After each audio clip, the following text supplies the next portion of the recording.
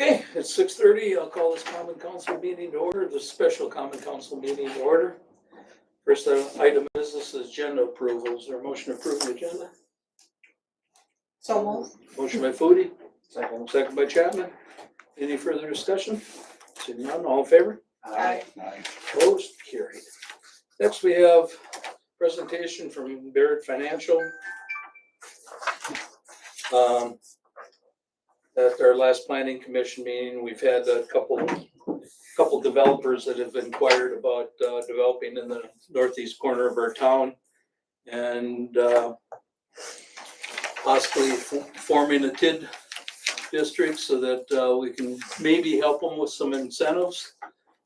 We've also, as Jim knows, we also got some stormwater issues in that corner of town as well. We've got an aging road in the subdivision that's due for replacement. All of these things Adam will touch upon how that all is handled through a TID. And I guess I'll just turn it over to you at this time. I am going to have the city attorney sit in on this. Yeah, He was sounds good. interested in doing that, so Sure. let me bring him up, please.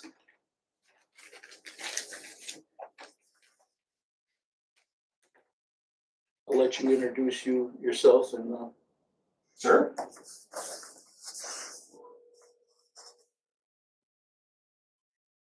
okay, Andrew, we're meeting to order. I'm just turning it over to Adam from Baird. He's going to introduce himself and his associate, and we're going to get into the formation of a TID district, or just educating the balance of the council besides the planning commission that's already met with them. So I'm going to put you on speaker, okay?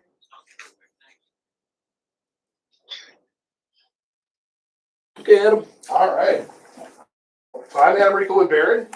So Jennifer Engel here, associate with Baird. We're asked to come here to talk to you a little bit about TIF, give you some education, talk about any questions you have pros, cons. This potentially would be TID number 5, so that's why you can kind of see it's labeled that way as you're looking at creating text for district number 5. So I guess we'll just kind of start with page number 2. And what is a TID? So you're going to hear two different things kind of in the world of TID. If you hear TID and you hear TIF. So TID is tax increment district and TIF is tax increment financing. So the TID is really the geographical boundary. So what page 2 here of the presentation is showing you is really what does that mean? So when you create a tax increment district, imagine a square. You know, whether it's one parcel, 15 million, whatever. That one square of that parcel that is in the city of Juneau essentially has multiple taxing jurisdictions that are a part of that. So normally it's going to be the city, then you're going to have the school district, you'll have the technical college, and you'll have the county. Sometimes there will be special districts. It doesn't really have that right now, but in other cases, like if you're by a lake or particularly you have some type of special kind of sanitary sewer district or things like that, that does levy a tax, that also falls into it. But really what happens is your tax increment district, whatever the parcel you choose, all of those taxing entities essentially make it up. What happens is when you create a TID, it is administered and handled obviously by you as the municipality. So you are the one that essentially is responsible for making sure you are being compliant with the Department of Revenue. You're working obviously with us, you're working with the clerk, you're working with the team to kind of do the information obviously that needs to be done in order to kind of stay compliant. We'll get into that at the end, kind of talk about what that means. So on page 3 of the presentation, we talk about what happens when you create a TID. So one of the usual number one concerns that people worry about when they create a TID is, well, it's going to be tax base that essentially is lost to the other taxing jurisdictions. That's usually number one. To answer that question, what happens is when you create a TID, whatever that boundary is, when it is created, the tax increment that was normally going to the city, going to the school district, going to the technical college and the county, still goes to all of those entities. So if you look at this map, that's the blue, which is the base value. So it freezes essentially that base value, and for the life of your TIF district, those taxes that normally were going to those taxing jurisdictions do. What doesn't go to essentially the taxing jurisdictions is what you see here in kind of the purple, which is the increment over base. So essentially anything that is new that is done in your boundary. So say you had a vacant farm parcel that now you turn into a subdivision. Okay, the new taxes generated on that subdivision are what essentially goes into the tax increment district that you then as the municipality are allowed to use to fund projects. And those projects could range from the infrastructure that needs to go into service, whatever that development is, potentially incentives. So if you're working with a developer and they say, well, man, we would really love to do this project, but we have a gap in our financing. And unless we somehow can cover that gap, we can't do that. That is essentially what that tax increment can be used for if it is signed into an agreed upon in the developer's agreement. The other thing that can happen too is whatever that development is, say it's either residential or it's commercial, well, you are allowed within the half-mile boundary of that development or that TIF district to use any tax increment that is generated to fund projects. So therefore, if you have a new subdivision that comes in and it generates new taxes, you can use the increment that's generated to essentially improve roads or redevelop roads that are now going to have more wear and tear because of the subdivision that's being used. Same thing from a commercial side, think of it that way. What happens then at the end is essentially once you close your tax increment district, so after you've funded all your projects, you've done everything that you need to do, you close your district and now you have the gray, which is the new tax base. So all of that tax base then, once you close it, goes back to all of the taxing jurisdictions. So that's kind of how that works. So there's many different types of TIDs. So on page 4, this is where we get into that. There are multiple types of TIDs that you can create to satisfy various needs of whatever you're trying to do. So for instance, blight, that is one where particularly think of it is you had a industrial chemical plant that closed and it has been vacant for many years. Well, now you have a developer potentially, or you as the city want to try to redevelop that property and put it into a better use. That's what blight is. You essentially get 27 years to essentially try to update that site. And the reason you get more years is because normally if it's blight or if it's rehab and conservation, you're doing some type of environmental work. So that's why you have a longer shelf life to try to handle that, get the property basically back up to snuff, and then get it developed so that you can do that. Industrial is pretty much exactly as it sounds. That's where you're looking at some type of industrial development, or developer or property. That's what that's for. The most common that is used throughout the state of Wisconsin is what's called mixed use. And essentially what that means is that whatever your boundary is, 50% of that boundary has to be land suitable for one of three things, either residential, industrial, or commercial. So mixed use is generally the only TIF that you will see a residential component in. Sometimes it can happen in rehab and conservation districts or blight, but usually it's going to be mixed use because it has specific requirements that allow you to do residential development. And then environmental remediation is exactly as it sounds. Think of it as you have like a former gas station that potentially is no longer in service, and you have something that wants to be developed there, and you have no idea what's underneath it. It could be chemical, it could be gas lines, things like that. It has to have a lot of work that's done. That's kind of why you create those. All right, so on page 5, we kind of get into a little bit of, well, why do you create a TIF district? Well, one of the things that you have to satisfy for the state is what is called the but-for test. And what that means is essentially just as it sounds, is but for creating this TIF district and asking to essentially have all of the taxing jurisdictions become partners, the development would probably not occur. And usually how we run that analysis is when you have developers that potentially are looking at coming to your city, we look at, okay, is this possible that just you as the city would be able to fund the infrastructure needed or potentially the incentive that needs to be given in order for that development to happen? 99.9% of the time when we run that analysis, it is going to show there's no way that's going to work without creating a tax increment district. So that is why that essentially has to occur. Is normally you're getting a request, which happened at the Plan Commission. You essentially have some possible developments that could occur, but they've indicated, but for either some assistance, this wouldn't happen. But for utilizing the tax increment district to essentially increase development, but then also look at some other issues that you've been having, you wouldn't be able to do it with your normal city funds. The second bullet point is then it's sharing the cost. So by creating a tax increment district, you're able to share the cost with the municipality, the school district, the technical college, and the county. So all of the taxing jurisdictions, you're using essentially the new increment that they would normally be getting to fund those projects, which in the end benefits all of them because all of their values go up by essentially this project occurring from an equalized value standpoint.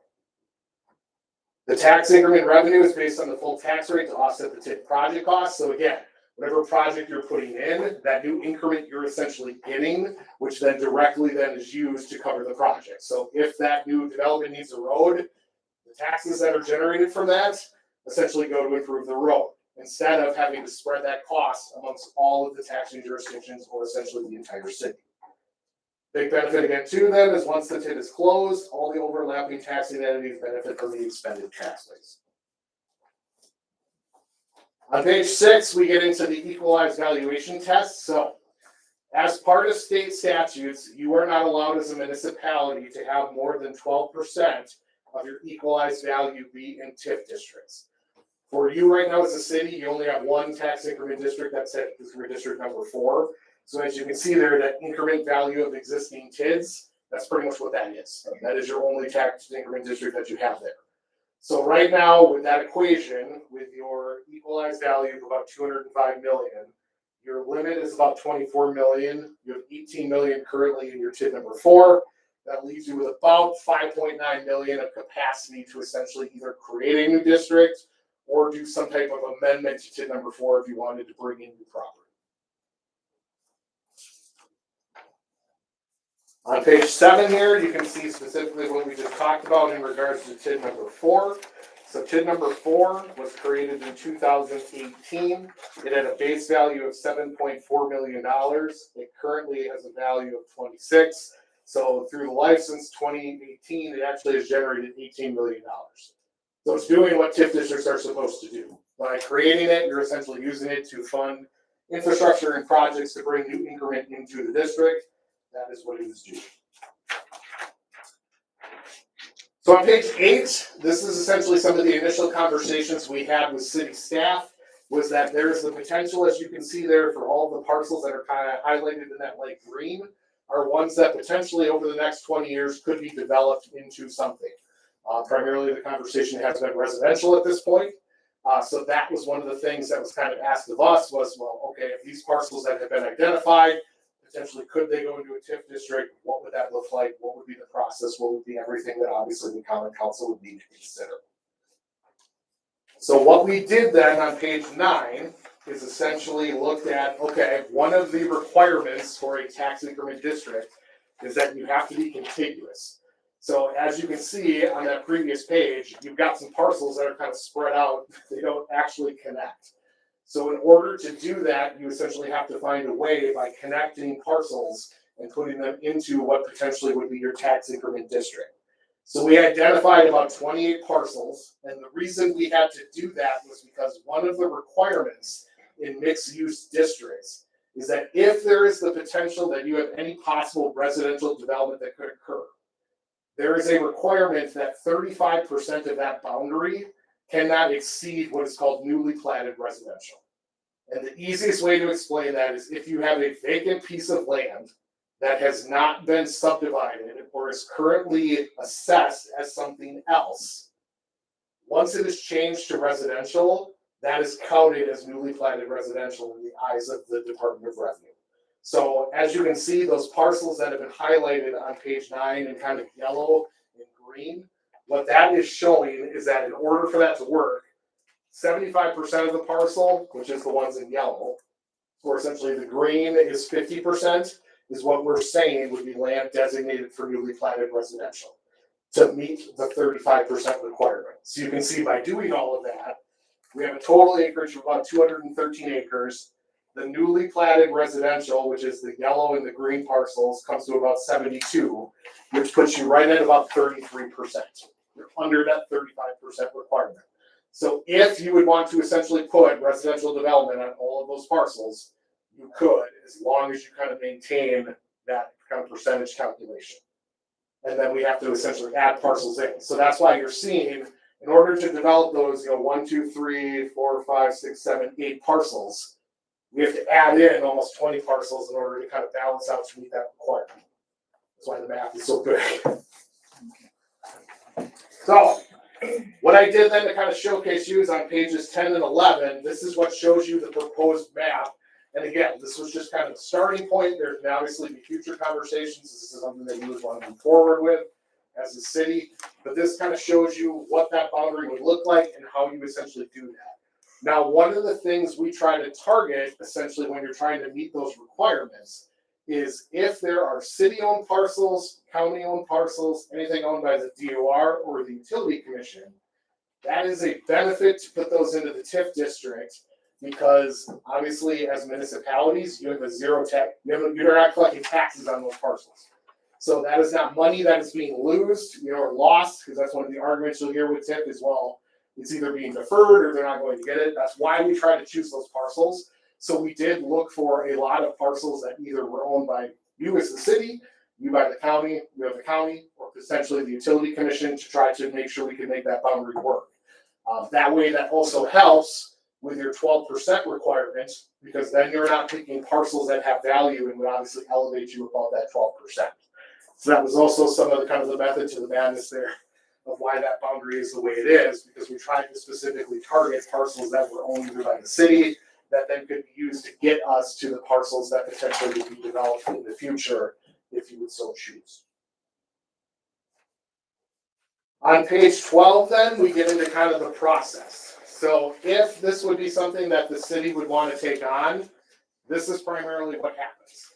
Usually there's going to be about a month that will be spent on creating the project plan. And what goes in the project plan is essentially kind of the boundary. We think about, okay, what makes the most sense as far as the boundary. We talk about projects that have been discussed, either one specifically related to the developer, or also thinking for mixed use, it's 20 years. So what in the next 20 years potentially would be projects that would either be, a catechism because of the development that occurs, or because it's something that needs to be done within that half-mile radius. There's been a utility project that's been targeted, but unfortunately, because of not having enough tax base or enough increment, you couldn't do it. Well, potentially this allows you to do that. So those are all the things that's kind of spent in a month. Once we kind of get that project plan to where everybody kind of agrees that they think they have all the keys in it, it then goes through a process. The first thing that you have to do is send notifications out. So notifications go out to all the taxing jurisdictions, letting them know, hey, this is being proposed. We're going to start having a couple of meetings to talk about this. Essentially, then you then have to put it in the paper. So you're going to be notifying the public that, hey, this is something that's going to be discussed. We obviously want to hear from you about any concerns, questions that you may have. It then goes through the process of various boards. So the first board to meet is the Joint Review Board. You have what's called an Organizational Joint Review Board meeting, where you get all the taxing jurisdictions together and kind of lay out that this is going to be discussed in the next couple of months so that they're aware. Then after that, you essentially have the Plan Commission has their meeting. That also is the public hearing. So that is the opportunity where it'll be noticed in the paper. Anybody from the community will have an opportunity to come in and talk to the Plan Commission about whether they think the boundary should be larger, whether they think the boundary should be smaller, whether you should even do the tax increment district, all of those questions, what are the projects, etc. If the Plan Commission then is a recommendation body, so they then would be asked to pass a resolution that then goes in front of you as the Common Council. As the Common Council then, you have an opportunity to have a meeting where essentially everything gets reviewed again. You get to review the boundary, you get to review all the questions that came up from the Plan Commission meeting. You have an opportunity to kind of think about the boundary, think about projects that you would want to put in there, not put in there, etc. And then essentially you have the final decision then on actually creating the district. If you do pass a resolution then as the Common Council, that is what the DOR views as the district being created. But there's one last step. You have to have a final Joint Review Board meeting where essentially you ask the Joint Review Board members to pass a resolution in support, saying that they understand what these projects are, they understand what the boundary is, they understand essentially what they're being asked to delay by not getting the tax increment for these projects. And then if all of those entities pass resolutions, you then have a process then behind the scenes where you have to work with your assessor. You have to look at all the properties that you put into the TID and make sure their assessed values match what is kind of in your forms. And then that all goes to the Department of Revenue. two big deadlines as far as creating a tax increment district are you have to have the resolution, so the council yourself would have to pass a resolution by September 30th of this year. If you do that, and then you submit everything by October 31st of this year, you then would be in the pipeline for having the TIF district created with a 2026 effective date. If it goes past those dates, it's then another year before you would actually be able to create the district, and then it would have a 2027 effective date. So that's just something to kind of remember with that. As far as kind of next steps, if you would choose to create this, what does that mean for fees? What does that mean for obviously time for the staff to have to do everything? Essentially, when you create a tax increment district, there is a one-time $1,000 fee that has to go to the DOR. That can be paid for by the increment that is generated from the TIF. So normally what happens is there is a kind of assistance that occurs in the first few years, either from the city's general fund or from another source of funding. And then once the TID is in a position that it essentially can pay for its own expenses, the TID takes it on, it reimburses those funds, and then it kind of goes along its way with the TID that handles itself. Every year that the TID is in existence, there is a $150 fee that essentially goes to the DOR. They call it an administrative fee, essentially just to kind of keep review of everything that's going on. There would be a creation agreement. So obviously, if you would decide to go through this, there is assistance that we can provide to help you through that. It's a one-time fee of $12,500. And then essentially through the life of the district, we essentially are a resource to help you with any questions, concerns, comments. If you need performance run, if you need assistance with helping forms, because obviously your staff is working on something else or overwhelmed, those are all the things that we do offer as services that we can provide. From the auditing side, what are some of the things that they have to do? Essentially, throughout the life of the district, there's 3 audits that have to occur. One is considered the first audit, and that happens when you've reached 30% of the expenses in your project plan. The second audit that occurs is after you have reached the expenditure period. So with TIDs, so for instance, if you were to create TID number 5, the conversation right now is going to be a mixed-use district. The way that works is for the first 15 years of that district, you can take on expenditures. Once you hit the expenditure period, you no longer can take on new projects or fund particularly any new type of development incentive or take on any type of infrastructure. The last 5 years then is spent basically making sure that you're paying everything off and the TID goals is in a positive position. The second audit occurs essentially right when you reach that 15 years. The final audit then is when you close your TIF district. You have to do a final audit that then is used to essentially file a report to the DOR so that they know that essentially it shows what happened. How much revenue did you collect throughout the life of the district? How many expenditures did you have? Did it have a positive? Did it have a negative? That kind of stuff. Every year there's an annual report that has to be done, and essentially what that is taking your audit. So when you get your audit report, you basically plug that directly into this report and get submitted.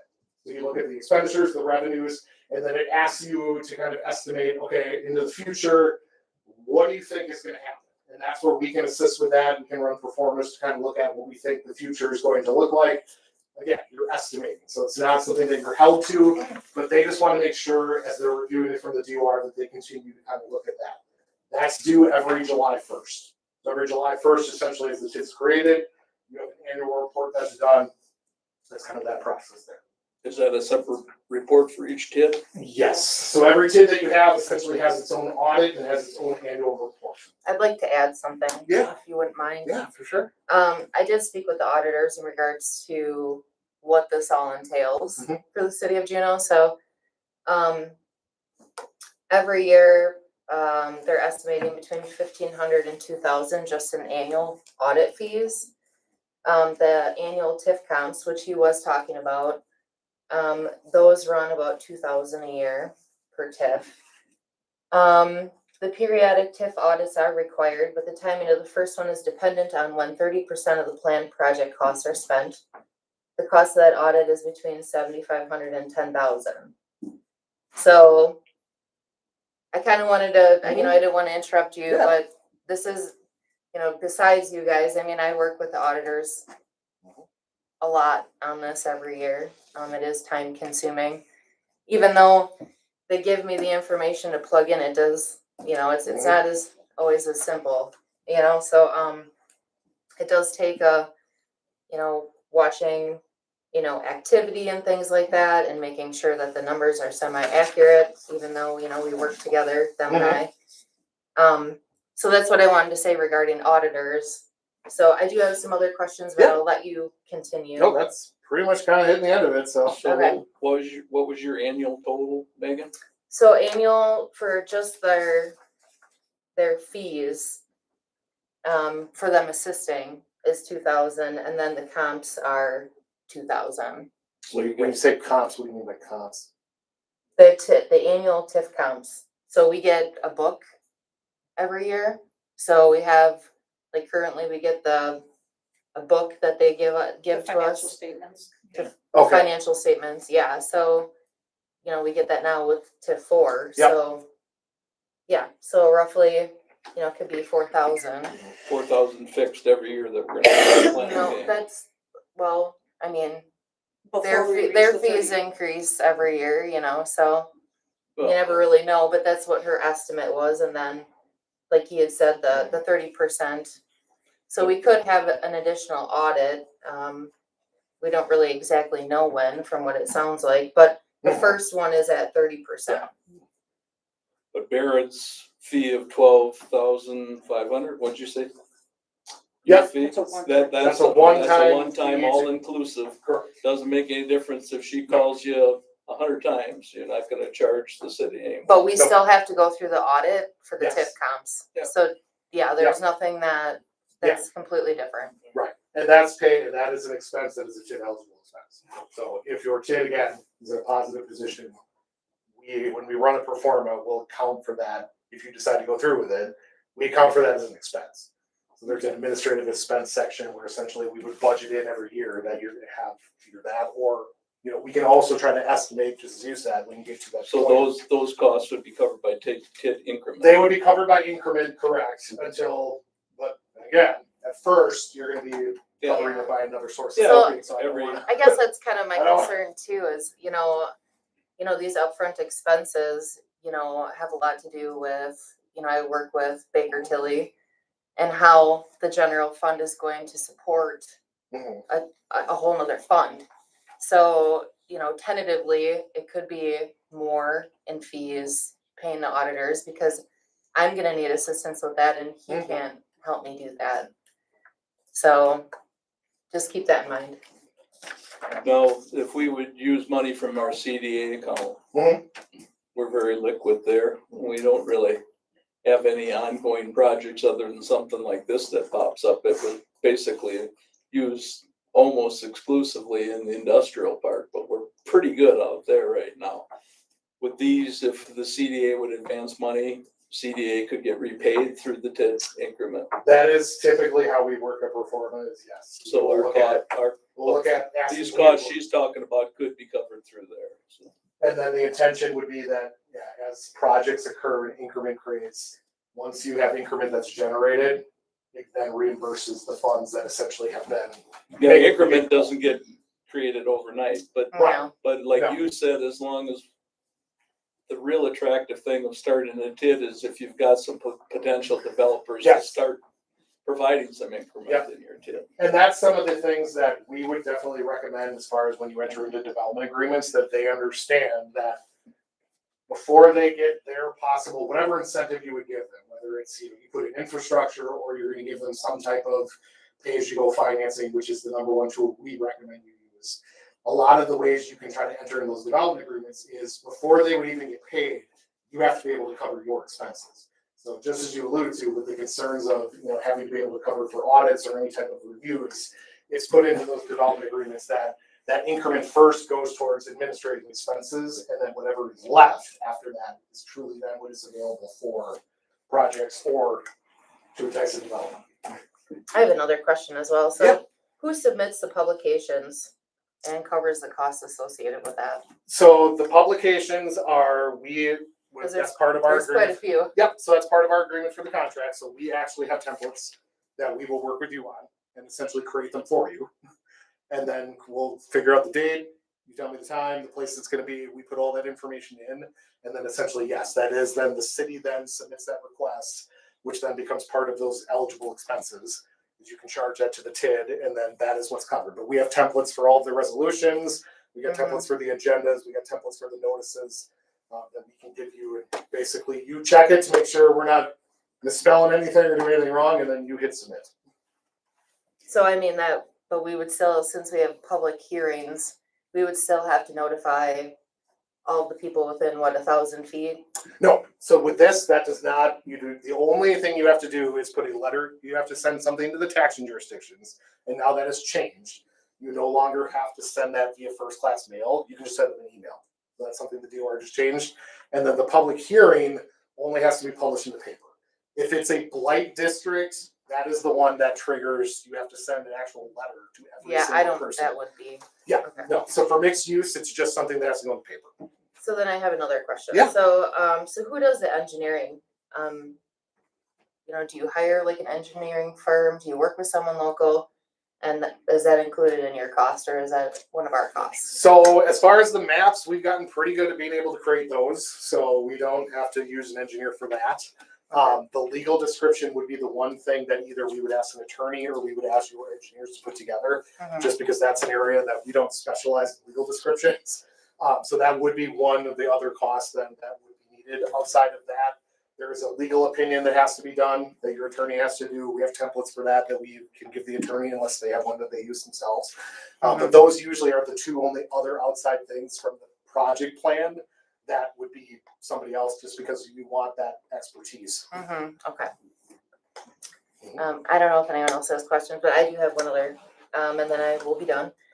So we still have activity in TIF 4. So they're doing some expansions and, you know, parking lot, and they're talking about future building.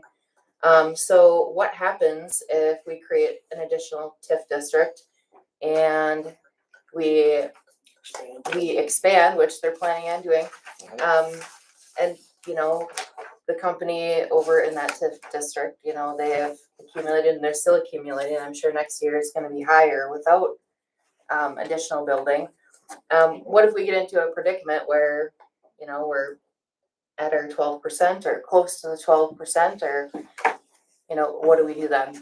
So you got a couple of options. One is, you know, as we're going through this process, if there is the potential for that, you can do what is called an overlap district, where essentially when you create tax increment district number 5, you can actually overlap some of the boundary with TID number 4. So if you know that there are going to be potential parcels that aren't developed at this point, but might, what you can do is essentially on the map, we can grab those parcels, put them into TID number 5, and essentially it restarts the clock for just those parcels. The rest of the parcels still stay in TID number 4, but then now those new parcels that you've identified, they potentially have the brand new shelf life of 15 years versus that. So that's one option. The other option would be, as we're creating this, that's why I specifically tried to look at using 0 tax dollar parcels. So right now, the estimate is showing if you were to try to create this district and you would use these parcels, the value is about 1.4 million, accounting for the equalized value. So as we talked about, you got about 5.9 million in equalized value left. So that would still leave you with about $4 million of possible value that could still count for new development that could go against that. When you hit that 12%, there are some other steps that you can do where that's then we would look at potentially doing what's called a subtraction amendment. And that's where we would look at TID number 4. And if there's parcels that essentially have been fully developed and they no longer have any requirement for a developer incentive, or they're not being used to kind of account for any future projects that are being done, we can pull those out, and that essentially allows you to lower yourself under the 12% so that you can do that. Because they're in the TID, the other thing is if you exceed the 12%, you can still have growth that occurs in TID number 4. The only difference is now you'd be at your cap. So what that means is you wouldn't be able to create any new tax increment districts or do any amendments. But if that parcel that they're developing is already in the boundary, you're still within the expenditure period, you can fund incentives. So the only thing that hurts you with is eventually you get to a point where you can't create any new ones Mhm. until you would either close or reduce your value Sure, to get you up that to makes 12. sense. I guess my concern with the, the parcel list is, the city doesn't own any of that property. Yep. So I mean, for us to commit to, yeah, maybe something will come up the pipe where someone wants, or the nails, or someone will decide to sell. Uh-huh. But I guess at this point, there's really not, too much of a commitment That's what I was besides gonna say, is that one, I'm looking at this and we don't own any of the parts that you're looking to put together in the TIF. And if we have increase in TIF 4, reduce that 5.9% to like 4, and then we have to buy all these parcels, what are we left? So why do you have to buy the parcels? Well, don't you have to own the parcels to have them in a Nope. TIF? Absolutely not. We would encourage you not to. Unless that's gonna be the incentive you're giving them, then that's the only incentive we would offer that you get. But for TIF districts, you do not have to be the owner of the parcel. So if I'm a developer, when I'm a developer and I look at a TIF, if I see that though you have a TIF district and potentially those parcels, if they're owned by somebody else, fine. Then as a developer, I can go to those individuals and say, hey, I see that you're in a tax increment district. If you're ever interested in selling, let me know. Then that developer comes to you and says, okay, I see you have this in a tax increment district. What does that mean? And that's up to you as a city of what you want to incentivize. Your incentive could be if the water and sewer is already there, then they develop it, and that's part of the incentive because you already did that. And therefore now you're just collecting that new increment, which you can then use to improve the roads. If they do need some type of incentive, you now have conversations. Either you go down the path of just like you said, well, maybe we buy it and that's part of your incentive. Or it's now that you're developing this and we have it in a TIF, we can now use that increment and make a decision on whether or not it makes sense to give you any type of incentive to fund that project. But you do not have to be the owner of it in order to. Well, the other part is, would this be enough to make the improvements for people to start developing on? Because that's your reason to have a TIF. Yep. Is to get the infrastructure and get the streets, get the water, get the sewer in. It might look like a big number, but once you start doing those projects. So the project costs have nothing to go against the 12%. No, but what I'm. The 12% is the value of the property. So when you're talking like if you have to put in the infrastructure, like you gotta do water and sewer, that does not have anything to do with the 12%. So that doesn't count against that. The 12% is the But it growth gets that they would added. see Right, the growth. after you do the infrastructure. Right. And this does not change our method of assessment. We've, No, I understand that part. we It's just- still are able to assess the budding property owner for any improvements, just like we do currently. We don't change that practice doesn't change at all. Unless we want to make that a perk. Yeah, and that goes into the question of if you're gonna give them an incentive, just as you alluded to, okay, it's what does that mean? That means if we have to put this much amount of infrastructure in, we need to guarantee them that you're gonna do X. Because that's, the TID is supposed to be the one paying that, not the city or the city, so. You're a piece of that conversation, but you want the projects that are in the TID should be able to fund themselves. The one developer that wants to build the 2 apartment buildings, we really don't have anything that we have to do for him. He wants to level the old Clearview apartments and put up 2 12 units is what he's currently, right, Trey? 2 12s, right? Yeah. But he's currently putting a package for the plan commission to review. We don't really have any overhead to get him going at all. And then the other developer that wants to build the new homes where we can hopefully get a road from East Highland Street up to County Trunk DF. Water main's already there, so he's got the luxury of that. We do have a small parking lot that interrupts this parcel, this contiguous parcel to go along that property line. Nails Brothers have already are planning their tiling project just shy of where they could develop on the other side of the street and provide about another 12 or 15 lots from where the improvements are right now up to County Trunk DF. So we're pretty well got two people on board that they can possibly give us a boost in some increment, almost right away. I forget, what did he say, Troy, the 2 apartments were valued at, or did you have that figure? Those 2 apartment complexes? I don't remember. Adam, didn't he share that with, he was here the last time. Yeah, I don't know if he ever got into the actual details of the values. I don't remember. I just think that we should be careful with what we're saying, is just because, Dan, you have a relationship with the Nails Brothers, but I just don't want it to, what if they change their mind or, Oh, whatever. sure, you always got. I mean, I don't want it, nothing is set in stone, of course, so. I think we have too many what ifs. I guess what I would say is they showed their sincerity towards the project. They're not gonna field tile that portion where those contiguous lots would go up there. They're staying well away from that, so they're not gonna, if they're sticking their neck out that far, they're obviously got in the back of their mind, they're gonna probably market some lots out there. Well, that could be, but that doesn't mean that it would need to be a TIF district. Well, and it's not uncommon that when you have property in TIF districts, just as you said, if things change, then you pull it out. Well, and there can only be so much residential. Right. So, I mean, there may be people interested in building residential, but there still needs to be some type of offset with commercial or industrial, right? Nope. So with the mixed use districts, it's whatever the boundary is, 50% of that boundary has to be land suitable for residential, industrial, commercial, one of the 3. Usually when you have residential, it potentially could future spur some of the other 2. So that's why usually in a mixed use district, you consider the fact that, like you said, when you create a TIF district, it's a 15-year shelf life. In that 15 years, that one parcel that you were possibly thinking was going to be residential, just as you alluded to, half of it could be developed, and then all of a sudden, now you have a commercial person that says, wow, now there's all these homes, it makes a lot of sense to have something right next to it. So you give yourself the flexibility to be able to cover those bases if you need to.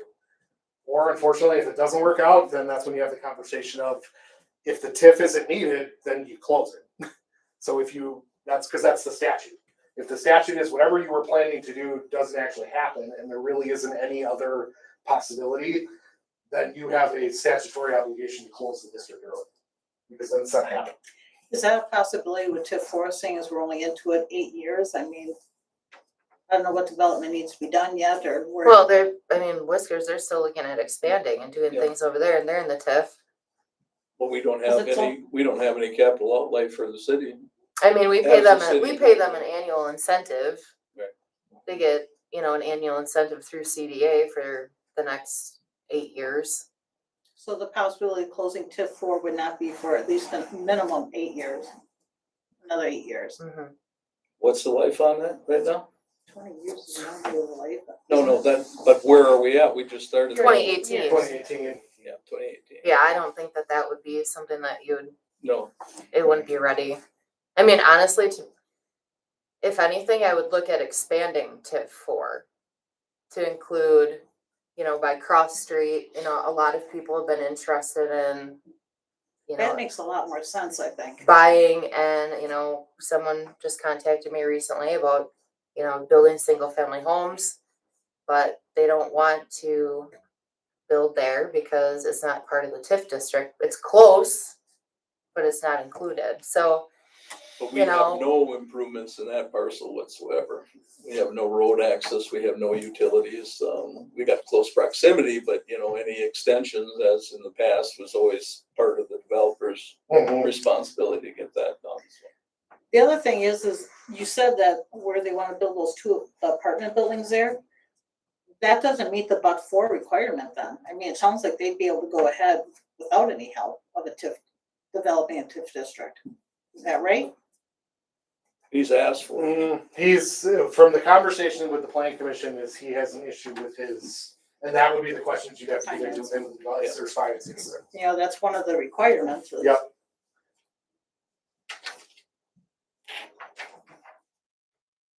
Yeah, I got a hell of a lot of questions on this, and part of it is, we have maybes and what might be's. But, years ago, when I was not here on this council, when we did TIF districts, we always had a plan of what was gonna go there. We had an idea, and right now we don't have an idea of what's gonna be done. with this whole area, what kind of money. We have a lot of problems up there. Environmental problems. We have already have a water problem on that end, which might be helped taken care of by the Nels tiling fields. But on the other hand, it may not. And we've always had water problems in that area. And I think we'd have to have some kind of study or something and see what we're gonna do with the water. You know, or do we build a giant Olympic swimming pool and, you know, filter it and everybody's happy? And slowly run it down the creek, because the creek really can't handle any more than what's out there. And, you know, those are all the things that we have to, you know, and that could be in the infrastructure part of this TIF district, yeah. You know, there's no doubt about it, but, you know, I guess I'm not sure if we can actually do this project. And, you know, now he's talking about 2 12-unit apartment buildings. And I wish I had grabbed the list with me, because I was quite done working on it, but, you know, there are percentages of multifamily housing that are suggestions of what we should have and shouldn't have, especially in a city of our size. And we're pretty close to that. There's a lot of multifamily housing in this city. And a lot of it really doesn't contribute much to us. You know, and there's also the fact that it has traditionally been that industry is what keeps your tax base, you know, up and keeps your taxes low. And traditionally, the taxes you get from a house don't really pay their costs. That might have happened, it might have changed, but I don't think it has. I haven't never read anything about that it has actually changed. And if we're gonna do a lot of house up there, we're gonna be we need more money to pay for all the things that those houses bring, you know, kids, police service, fire service, EMS service, and everything else. And, you know, are we committed, especially from the public safety standpoint, fire and EMS, the state of that in the state of Wisconsin is questionable. You can't get people. It's that simple. Unless you go to a full-time pay on call, you know, where people are making money doing it, and that's another expense to the city. I'm not saying this is a bad idea, but there's a lot of things that I'm seeing here that I just, it's that looks, you know, it's like Adam and Eve, you know, the apple was pretty damn good grabbing it until they bit it. So yeah, there's always, when you're talking about tax increment financing or TIF districts, there's 2 ways to look at it. One is you wait till there's a developer, and then you create the district. Or you create it to entice development to occur. Because as you can see from that schedule you're looking at in front of you, it's a 3-month process in order to create a TIF. Right. And that's actually 3 months to get into the DOR. It's about a year to get it all finalized and everything concluded. So that's where you obviously, as the council, have to weigh the pros and cons. Is what, you know, when you have developers, and this is the whole economic development scheme, if I'm bringing my corporation to your city, and it's going to be brand new, my first question I'm going to ask you is where are they going to live? So what residential housing do you have right now that if I was a new business coming to the city of Juneau, where am I living? Where is my employees living? Yeah. And those are the conversations that you got to think about. Is do you have something ready to go that if you get a commercial developer, you get an industrial developer in TID 4, or even in this one, if you decide to have land that would be suitable for that, that's always the fight. And you're asking all the right questions and thinking all the right things. Is, well, when do you pull that trigger? For some municipalities, they want to wait, but they know that could mean that if you have a developer coming and you tell them, well, it's going to be 4 months before we get this created, possibly a year, you hope that they stay, but they may go to somewhere else. Or do you have it already in your hopper? And again, it's a tool. It's a plan. Right. So you have the ultimate authority to decide. If you create it, you have the authority to put what's in it and approve it. And it's development agreement based. So, you know, our role as the financial side is to watch all of your opportunities and alternatives and give you the risk perspective. What's the risk if you do this? What's the risk if you do that? You know, I would love to say that we can give you 100% certainty, but that doesn't exist. There's always going to be risk. But our role is to try to make sure we mitigate that. And how we do that is by looking at whatever you're deciding to do, what is the best option for the city? And sometimes it's going to be, yep, you should do this, and you'll be able to get that. And sometimes you're going to have to make the decision, as I'm sure you've done in the past. Yeah, you'd love to, have them be not paid up front. That may be the only way you can get them there. I've been in those municipalities when I was an administrator, where some I was able to say, nope, this is what it is, because we were the fastest growing community in the state, and they didn't care. They came. The other two places I was in, I had to pull teeth to get them to do development. So it was different. I didn't have that ability.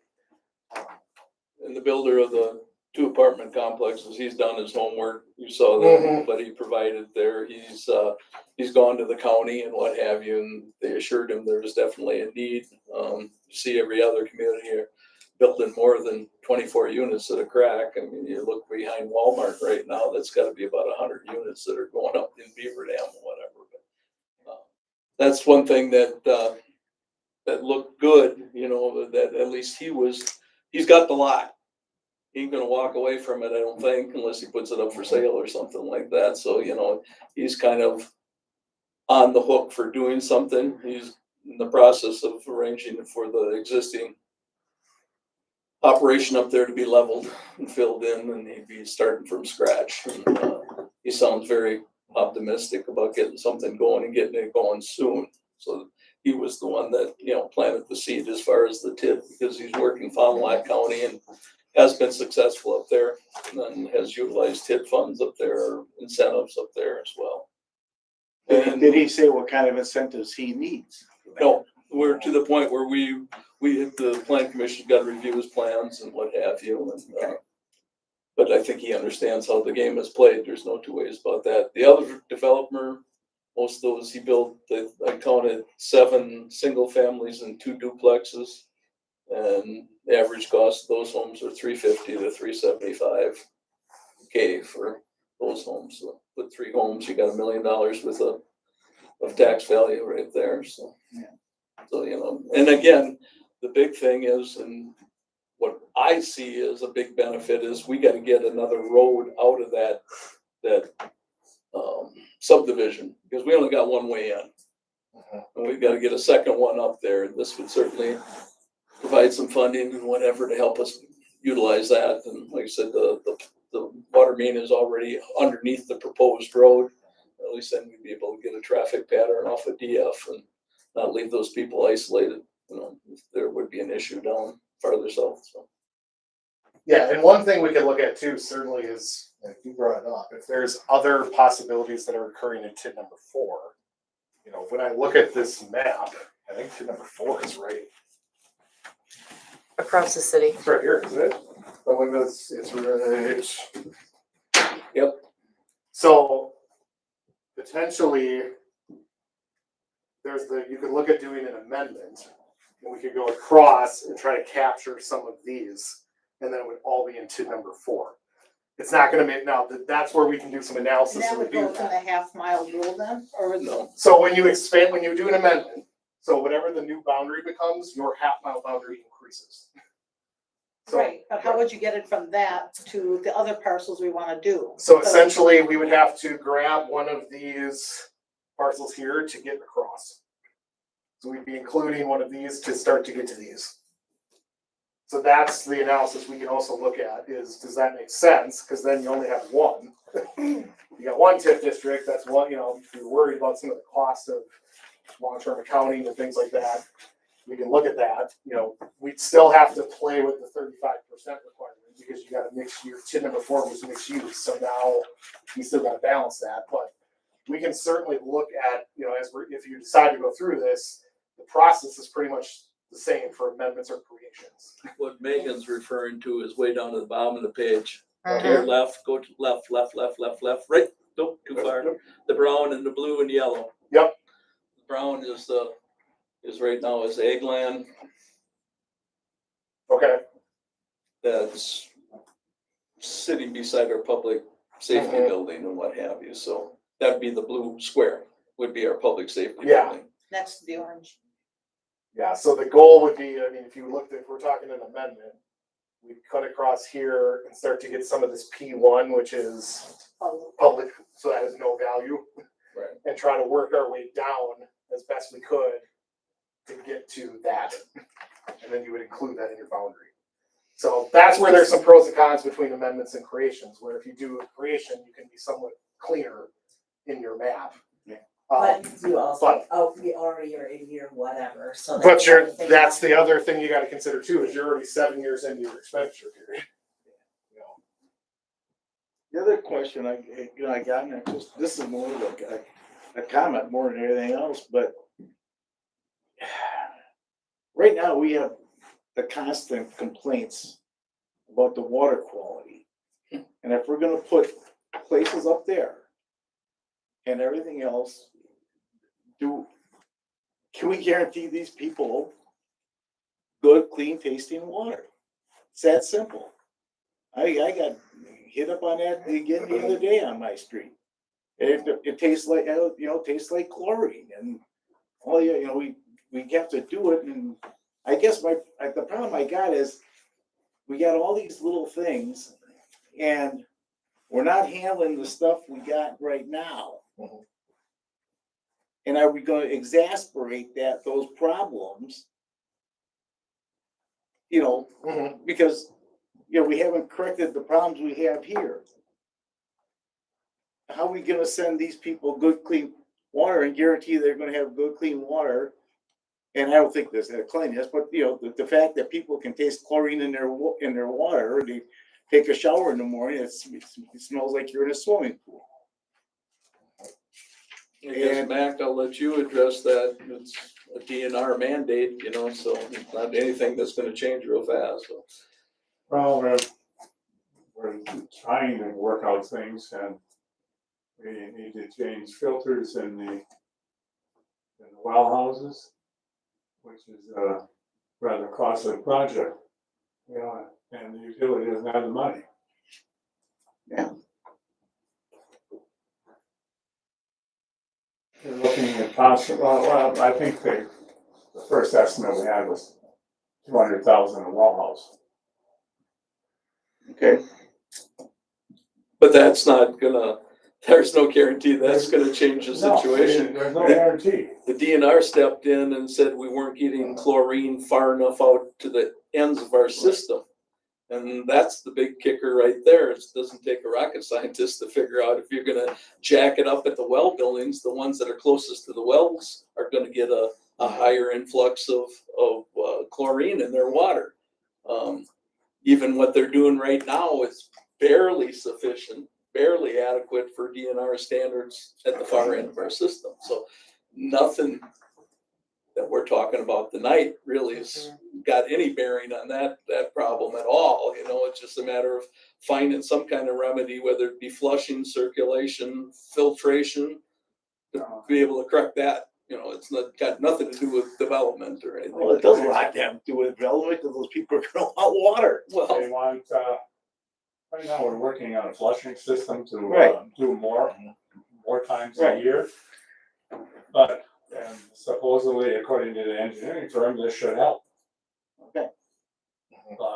but private filtration is probably the biggest answer. You find the people that just can't put up with that. They put whole house filters in their house, and that seems to remedy the problem. So that's basically the fix to the solution there. So Well, that's one of the things though, if we're gonna do an expansion and you're gonna put places up there for people to live, Mhm. you ain't gonna have happy people if they go there and they live there 3 months and their water tastes like chlorine. well, that's what I'm saying. They're better off addressing it in-house. The builder Right. incorporate a filtration system into his incoming water into the building, and that should take care of the issue. But We also have nobody will come and talk to us when they are having these problems. They don't talk to the commission. go on Facebook. They go on Facebook and they talk about it there, That's but not one of them will come and talk to us. That's a problem. well, we don't even It's the know problem that of life in the when it's world. happening. You know, people communicate over social media, unfortunately.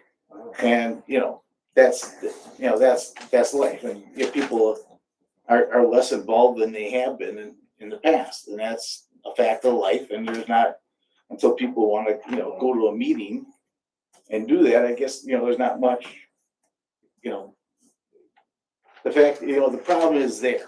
And if they communicate it to you, that's, how you solve that, I don't know. Maybe you have a hotline, everybody gets a number they can call. That could be something like that, but. Do we have any other questions for Adam, specific to No, TIF that's what district? it was. I mean, just, Yeah. No, I think to somewhat give you some options to think about with the questions that you propose. So one of the things obviously you can do with tax increment districts, as you alluded to, it is, okay, there is going to be some type of rent, whatever is developed in your TIF district, whether it's 4 or 5, or you decide to create 5, you've identified a number of things that are potential hurdles or could be, issues of increased development. Right. So now when you're talking about your project plan, that is one of the things obviously that you control as the city, as well also with your attorney, is when you look at the regulations for the state statutes, you are the ones that essentially determine what projects you're putting into those plans and what you want to do.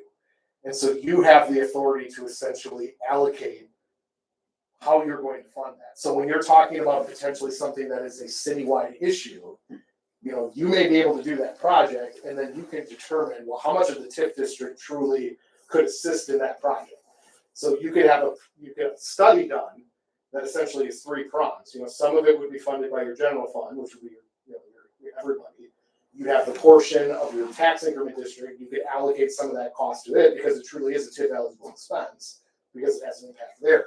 And it's your water bill. So it goes into kind of thinking about long term. What are some of those ways you get alternative funding sources or additional funding sources to address that problem? If it was just the city goes back to the perfect question you asked is, well, you have to be able to justify the but-for test. Right. Well, but-for creating this TIF district and these increased developments coming, you don't have the ability or the capacity to fund it, to do it, to do those studies. So it's kind of, it's all, it's a rolling ball that you got to kind of think about. And those are all the things that, if it makes sense, then yeah, maybe you create it. If you're talking about an amendment, maybe you go that route. I mean, those are all the things that certainly, if you want to go down, if you're looking at either creating or doing something to try to address this development, we can certainly assist with looking at all those options. Whether it makes sense to do an amendment, then maybe it makes, defer some of the costs. Whether it makes sense to have 2 separate, those are all things that are part of that kind of project plan process that we look at, and then we'll come back and give you a recommendation. Okay. But then You're- how does this affect our debt service? So the debt service is still, it basically has some options. So usually, whatever you're doing in your TIF districts, you're going to do as general obligation debt. So it will go against the capacity, but the difference is you have 2 options. You either have a funding source, so that's going to be the increment that's coming in. Right. So although it is technically going to be GO, you have an offsetting revenue source that essentially cancels it out. So really from the debt standpoint, it doesn't impact anything. You then have the option too then where if for whatever reason, the TIF district is not generating enough increment, you have then, if it's general obligation, you have the ability to then put that on the levy. We don't want you to do that usually, but it is an option. That's something that we have It to will consider. start out being levied. It'll start out usually being less, if you take, which is where we look at it and try to push. The less debt you have to take out and the more you can push towards a pay-as-you-go option, Right. the better, because then you cover that. We don't want you to have to take on, and it depends on the project. So we're gonna want to kind of model that. There are some options where you can do some, tax increment, revenue bonds and different things like that, where you have the revenue source that covers it, but generally, to answer your question, it's gonna be GO. So it will count towards that, 5%, but you have a revenue source that offsets it, so it generally balances out. Yeah, but at the beginning, we're gonna have to front the money. And that's where we would look at that. So depending on what you would want to do, we would ask and look at what is that project and does it truly need to be debt service first? Or is there the possibility that if you're working with a developer, can the developer do it? And then that's part of the incentive, is the increment that they're generating, instead of you having to go and borrow for it, you just pay that. There's a lot of ways we can look at options, try to deter you having to go to that route. But if that's the one you gotta do, then that's the one you gotta do, and we look at it. Yeah, we have a lot of, debt service projects coming up in the next 2 years, 2 or 3 years. I don't know if Center Street would be, able to be put into that district or not. That's something you'd have to look at. Well, I was looking at that street that's up in that district right now that's proposed, that's gonna be, that's gonna be even more money than Center Street by the time you do full infrastructure there, compared to Center Street resurfacing and It's gonna- curb replacement and what have you. But Center will be more resurfacing, but, That'll be another But- conversation, I'm sure. yeah. Well, Whisker, how is you work down there? Do you hear that there's not enough places to rent in town or? No, not generally, no. I think a lot of them, Or some just content to not live in the community that they work in? That seems to be there's the that, rule. people that work there complain about the sentient smell, complain about the nails smell. So they're pretty content living in Beaver Dam and, Well, they got more traction there. But from what the study that gentleman did, that's looking to develop on the home road there as far as addressing his property. We got two people that own property in that district. So that's why we have nobody down there and then by next to the public safety building. And what I heard, what they were asking for that parcel, there's not a lot of money left in most people's bank account to start doing the infrastructure and, building roads, extending water and sewer and what have you, because that guy wasn't gonna give that parcel away by any means. It's pretty hefty chunk. So, well, I don't wanna beat this to death. I sure appreciate you coming in again the second time around. No problem. Plan Commission was all for it. Start something up at the north end because of the immediate need of 2 or 3 people or 2 or 3 developers, so that was the reason I wanted to get it ahead of the full council. I'm kind of disappointed we're missing 2 members of the council here, which I'm sure they would have benefited from the presentation tonight. So. No, we threw a lot of information at you, so obviously, think about it and let us know what questions you might have. We spent an hour and a half with these 2 people as Plan Commission, and all the questions seemed to be well answered and what have you. We're quite happy with the questions and answers that we got from Barrett. So if we do elect to move forward, it certainly, you can bank on we'll be dealing with you, I guess. Thanks for coming. Yeah, of course. Yeah. So if nobody wants to make a, Do you have their number or? Yep, I sure do. If I had a specific question, I can get Yes. it from you. Here's your phone. Thank you.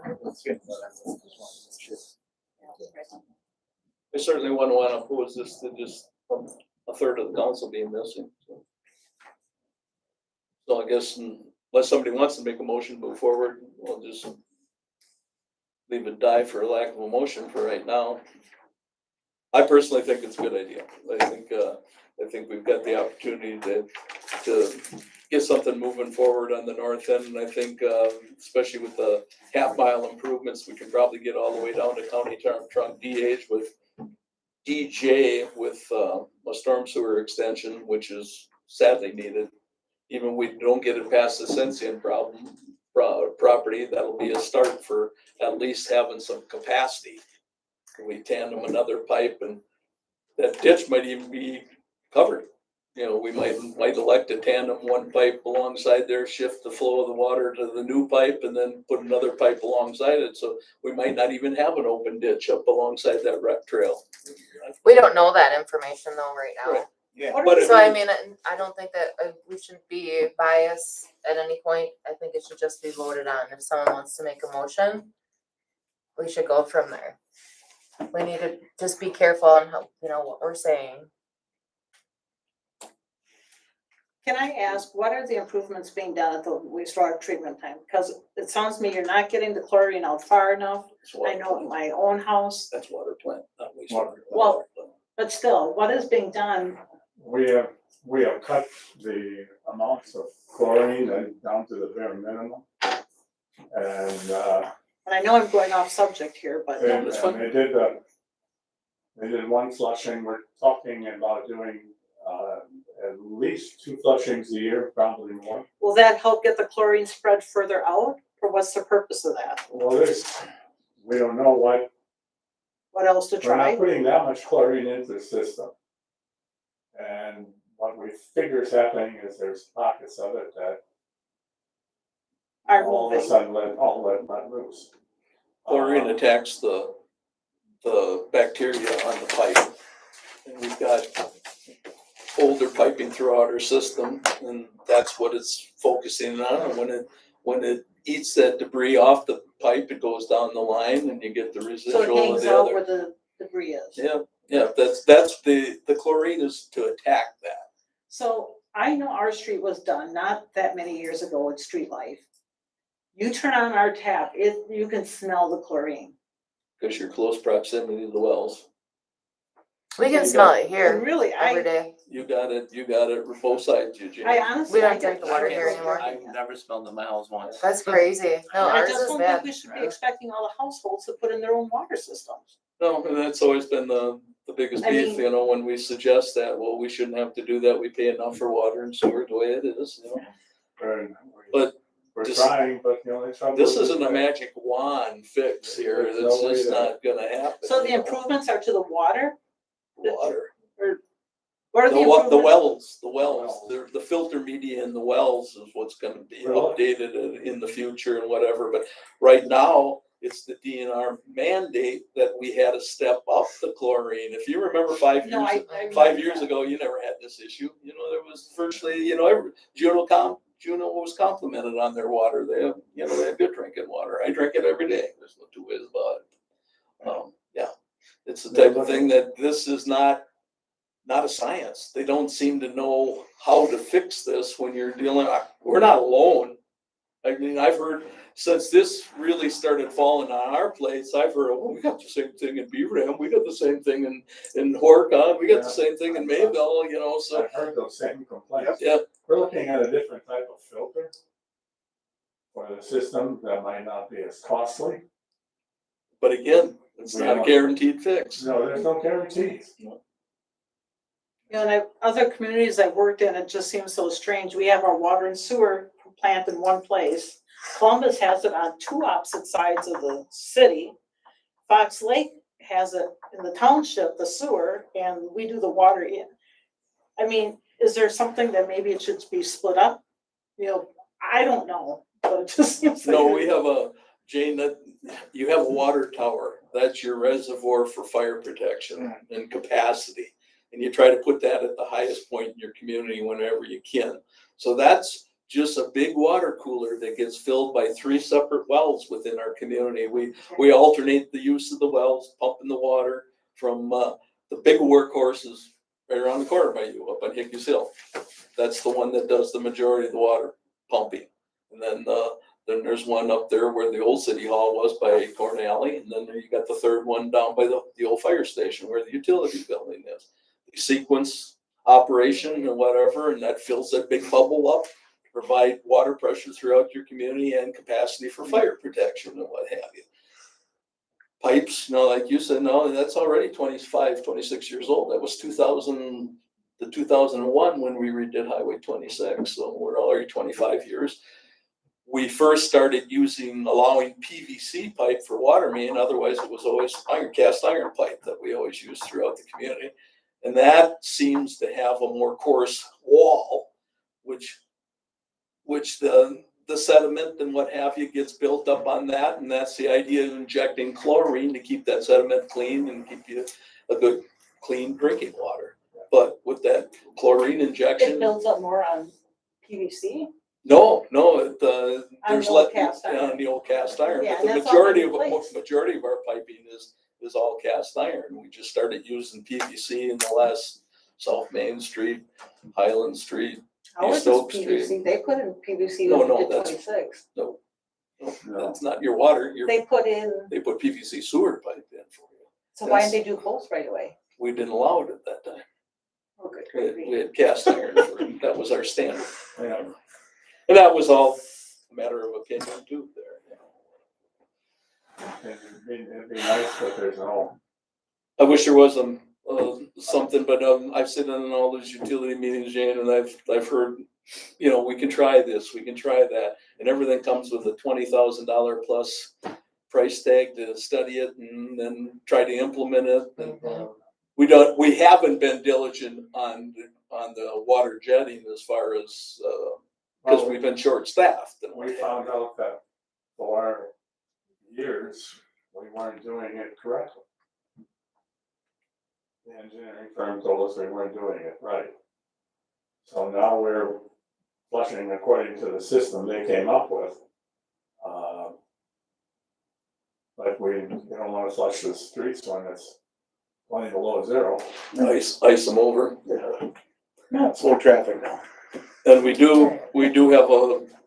have very few dead end systems. Every place that we've started the subdivision, we required them to loop it over to the street behind it or alongside of it, whatever. So we do have good circulation in our system. All 3 wells are tied together in a massive network of piping, and all the pipes are tied together. So, you know, you could pump the whole city from 1 well, or you pump the whole city from 3 wells.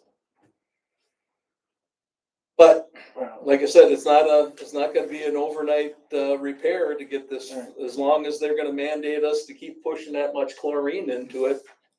I guess we could tell the DNR to go to hell, and we just, you know, not gonna put that to you. Probably not a good idea. And lie on our record keeping. No. And you can't do that. Well, you can, might not be good, but you can. Why not? You wanna, Adding insult to injury. and they'll be telling us we gotta drill 3 new wells. Yeah, At at $750,000 $1 plus. million a well. Okay, All right, any other business things? I'll make a motion to adjourn. Motion by Second. Mookie, second by Foodie. All in favor? I Aye. Opposed? Carried.